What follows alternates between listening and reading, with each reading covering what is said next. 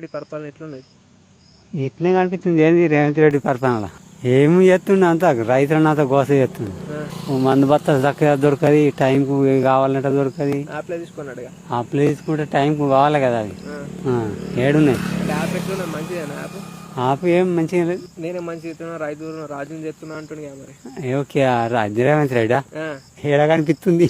రైతు బతు సమయానికి ఎత్తున్నా, సమయం లేదు, రైతు బంధు లేదు, ఏది లేదు. టైంకు కరెంటు కూడా ఉంటే ఇస్తలేడు. 24 గంటలు ఫ్రీ కరెంట్. ఏడున్నది కరెంటు. 2 గంటలు వస్తుంది, పొద్దుగాల 5 గంటలకు, మళ్ళీ 12 గంటల దాకా ఉంటుంది. మళ్ళీ 12కి ఏంటంటే 3 దాకా లేదు. ఇప్పుడు లేనే లేదు. ఇక ఏం మంచిగా చేస్తున్నాడు. మరి కేసీఆర్ ఉన్నప్పుడు ఎట్లుండే? మరి కేసీఆర్ ఉన్నప్పుడు అన్ని సరఫరా చేసిండు మంచిగా రైతులకు. ఏమేమి చేసిండు కేసీఆర్? మందు బత్తాలు అంటే ఇదేదంటే అదే టైంకి ఎక్కడ కావాలంటే అక్కడ దొరికినాయి, తెచ్చుకున్నాం, ఇళ్ళే తెచ్చుకున్నాం.